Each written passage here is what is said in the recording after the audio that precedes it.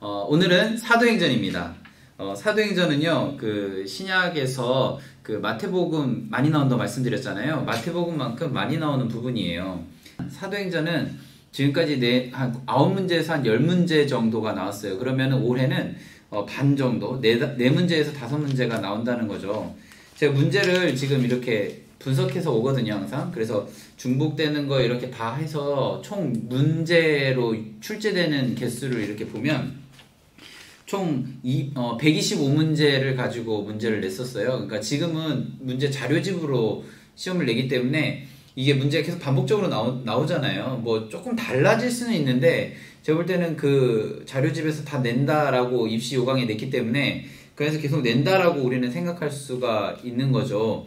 그럼 이 사도행전에서 9문제, 10문제가 반복적으로 나오는 부분들이 있는데요. 먼저 사도행전에서 많이 나오는 장들이 있어요. 첫 번째로는 그 1장이 많이 나옵니다. 1장에서 그 문제들이 총 10문제 정도가 이렇게 반복적으로 나오고 문항수로 하면은 굉장히 많진 않지만 반복적으로 나오는 문제들이 있어요. 그러니까 1장에서 한 11문제 정도를 정리할 수가 있고요. 그리고 2장에서는 10문제 정도로 정리가 되어지고 있습니다. 그리고 11장입니다. 11장도 한 10문제 정도. 그리고 15장이 한 10문제 정도. 18장이 11문제. 21장이 10문제. 뭐 이렇게 돼요. 그러면 이 부분을 중심으로 잡고 읽어가면 되는데요. 제가 사도행전을 예전에 그 일반 성도님들을 대상으로 온라인으로 보실 수 있게 만들어 온 자료가 있는데 거기에서 그 사도행전 1장 8절 사도행전 1장 8절을 가지고 제가 이렇게 구분해서 사도행전 전체를 좀 정리한 부분이 있습니다. 사도행전을 공부할 때 가장 중요한 장절을 물어보면 사도행전 1장 8절이라고 보시면 돼요. 사도행전 1장 8절을 가지고 이제 지역 구분을 쫙 하는데 사도행전 1장에서 한 11문제 정도가 나왔었다고 말씀드렸잖아요. 그 문제 대부분이 1장 8절에서 문제가 이제 좀 반복적으로 나왔어요. 오직 성령이 너희에게 임하시면 너희가 권능을 받고 예루살렘과 온 유대와 사마리아와 땅끝까지 이르러 내 증인이 되리라 하시니 해서 권능, 증인 이런 게 가로넣기로 나온다거나 그게 지역 구분이기 때문에 사도행전 1장 8절에서 1장 8절 암송해서 쓰는 이런 부분들이 시험 문제로 나왔었습니다.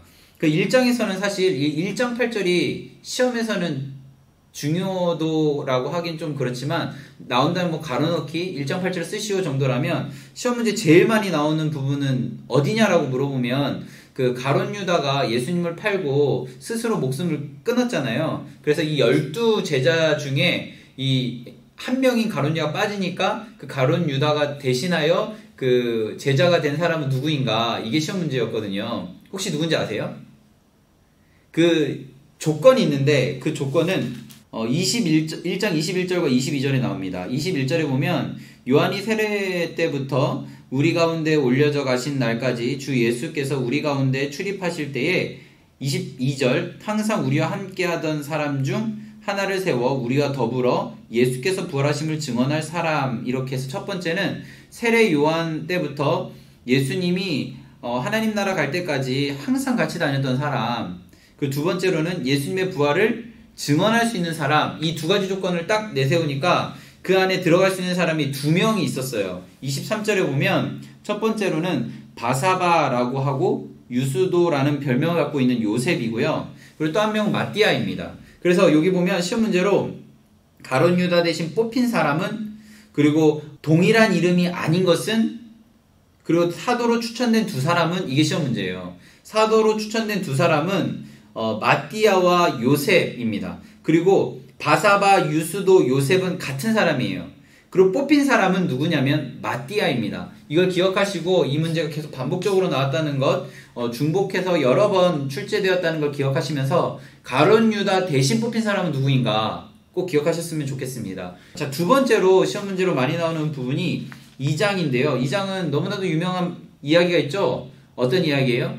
오순절 성령 강림의 이야기가 있습니다. 그때 베드로가 이 성령 강림의 이 사건을 보면서 굉장히 감동을 받고 그것을 설교를 하는데 중요한 것은 이 오순절 성령 강림이 오순절 뭐냐면 유대인들이 1년에 3번 절기를 꼭 가잖아요. 그 절기 중에 하나인 오순절에 예루살렘의 사람들이 모였고 9절과 10절에 보면은 이 전국에서 모였었다. 근데 그들이 성령에 취해서 새술에 먹은 것처럼 취했다. 그때 사도였던 베드로가 그 본문으로 잡았던 것이 16절에 보면 요엘입니다. 요엘서에서 그 찬양 있잖아요. 마지막 날에 그 찬양, 그 가사가 있는 이 부분을 가지고 설교를 했었다. 이런 얘기들 가지고 시험 문제로 냈었습니다. 그래서 여기 보시면 2장의 시험 문제로 나온 것이 먼저 2장 16절에 있는 사도행전에서 베드로가 오순절 성령 강림 때 설교할 때 인용한 성경 구절은 아까 말씀드렸죠. 요엘 이런 부분들. 그리고 이제 쭉 넘어가서요. 2장 33절이 암송 구절이었었어요. 그래서 여기 보면 하나님이 오른손으로 예수를 높이심에 그가 약속하신 성령을 하나님께 받아서 너희가 보고 듣는 이 가로넣기로 시험 문제로 나왔었습니다. 주관식으로 나왔었거든요. 그래서 이 33절은 암송 구절이었고요. 그 다음에 36절에 보면 너희가 십자가에 못 박힌 이 예수를 하나님이 주와 그리스도가 되게 하셨느니라. 설교한 사람은 누구예요? 베드로죠. 2장의 설교는 베드로입니다. 이걸 기억하시는지 그리고 37절에 보면 베드로의 설교를 듣고 형제들이 우리가 어찌할꼬 라고 물어보거든요. 이게 몇 장인가? 그 사람들의 반응. 36절에 보면 베드로가 이르되 너희가 회개하여 각각 예수 그리스도의 이름으로 세를 받고 그리하면 성령의 선물을 받는다. 이거 암송 구절이었었거든요. 성령이 가로넣기로 나왔고 36절에 나오는 단어가 아닌 것은 41절에서 오순절 성령 강림 당시 베드로의 설교를 듣고 몇 명이 회심했는가? 3,000명 가량 이런 거. 그리고 서로 이 설교를 듣고 그 공동체 생활이 시작되죠. 2장에 보면 믿는 사람들이 다 함께 있어 모든 물건을 서로 통용하고 몇 장인가? 자, 이 부분하고요. 4장 32절하고 좀 구분해서 봐야 되는데 4장 32절에 보면 믿는 무리가 라고 되어 있고 여기 보면 2장 44절에 보면 믿는 사람이 라고 되어 있습니다. 기출문제는 믿는 사람이만 나왔었고요. 믿는 무리가 비슷하거든요. 이게 4장에 나오는데 믿는 사람 하면은 2장 사람들이 모이면 무리가 되잖아요. 사람들이 모여서 무리가 된 게 4장 이렇게 기억하시면 좋겠습니다. 시험은 믿는 사람만 나왔었습니다. 그래서 이게 몇 장인가 이게 시험 문제로 나왔었습니다. 11장이 시험 문제로 나왔었어요. 11장에는 주로 바나바와 관련된 이야기가 시험 문제로 나오는데요. 이 11장부터 본격적으로 사도 바울이 이방인 선교가 시작이 되거든요. 11장 19절 이하 19절부터 30절까지는 다 알았으면 좋겠습니다. 19절에서 먼저 그때의 스데반의 일로 일어난 환란으로 말미암아 흩어진 자들이 베니게와 구브로와 안디옥까지 이르러 유대인에게만 말씀을 전하는데 그래서 스데반이 가로넣기로 나왔었는데요. 어떤 일로 사람들이 흩어졌는가? 디아스포라 이거 아시죠? 그게 스데반의 일 때문입니다. 스데반 설교 몇 장인가 이거 시험 문제로 다 나왔었는데요. 이거 기억하시면 좋겠습니다. 스데반 설교는 몇 장이에요? 7장입니다. 7장. 베니게 구브로 안디옥까지 유대인 말씀 전했고 20절에 보면 그 중에 구브로와 구레네 몇 사람이 안디옥에 이르러 헬라인에게도 말하여 주 예수를 전파하여 이게 헬라인 이방인에게도 말씀을 전했다라는 이야기들 시험 문제로 나왔고요. 시험 문제로 많이 나오는 부분은 바나바에 대한 부분입니다. 바나바에 대한 부분. 바나바는 착하고 성령과 믿음이 충만한 사람이었다. 바나바와 관련된 이야기 11장 24절은 꼭 아셨으면 좋겠습니다. 성령, 믿음, 순서도 기억하셔야 돼요. 왜냐하면 바나바는 착한 사람이요 성령과 믿음 해서 이 성령하고 믿음이 가로넣기로 나왔었는데 성령과 믿음, 성령과 기쁨, 사랑과 믿음, 사랑과 성령 이렇게 시험 문제로 나오니까 좀 보시면은 좋겠습니다. 여기 아가보 28절 아가보에 대한 이야기도 나오고요. 아가보 큰 흉년 이런 것들 그리고 그리스도인이라는 단어가 처음으로 쓰여진 곳이 이 안디옥입니다. 근데 이 안디옥이 시험 문제로 비시디아 안디옥인가 수리아 안디옥인가를 물어봐요. 정답은 수리아 안디옥입니다. 비시디아 안디옥은 나중에 사도 바울이 내가 이방인의 빛으로 선교를 하겠다. 그래서 이방인 선교사가 되겠다. 이런 얘기들을 하는 곳이고요. 이 수리아 안디옥은 출발지입니다. 안디옥도 두 군데가 있다라는 것을 기억하시면 좋겠습니다. 그 다음에 15장이 시험 문제로 많이 나오는데요. 15장은 공식적으로 그 선교를 갔다 온 사도 바울이 이렇게 이방인에게 세례를 주는 그런 부분들이 있었어요. 이 부분을 허락해 줄 것이냐 말 것이냐를 놓고 예루살렘에서 공의회를 합니다. 이 공의회를 하는데 이때 적극적으로 바울의 편에 들었던 사람이 바로 베드로예요. 베드로가 왜 그러냐면 고넬료에게 그 이방인 고넬료 백부장 있잖아요. 이달리아 백부장 고넬료에게 그 세례를 주면서 구원의 그 역사 사역을 경험했고 그것을 예루살렘에 보고했던 일이 있어요. 그 사건들을 기억하면서 베드로가 적극적으로 변호해주고 그리고 예수님의 동생이었던 야고보도 적극적으로 변호를 해줍니다. 그런 사건들이 있었다는 것 기억하시면 좋겠습니다. 그때 이제 본격적으로 이제 전도를 하러 나갈 때에 예전에 마가 요한이라고 해서 그 마가복음의 저자였던 이 마가가 그 너무 힘들어서 돌아가는 일이 있었어요. 그래서 다시 이 마가 요한을 데려가냐 마나를 놓고 뭐 바나바랑 심하게 다투는 그런 부분이 있었는데 그게 15장에 나오고요. 그때 이방인에게는 이러한 거를 제외하고는 다 허락해주자. 15장 20절에 보면 우상의 더러운 것, 음행, 목매어 죽인 것, 피를 멀리하는 것 이것을 이 편지를 누가 들고 가는가? 실라, 유다 이런 사람인데요.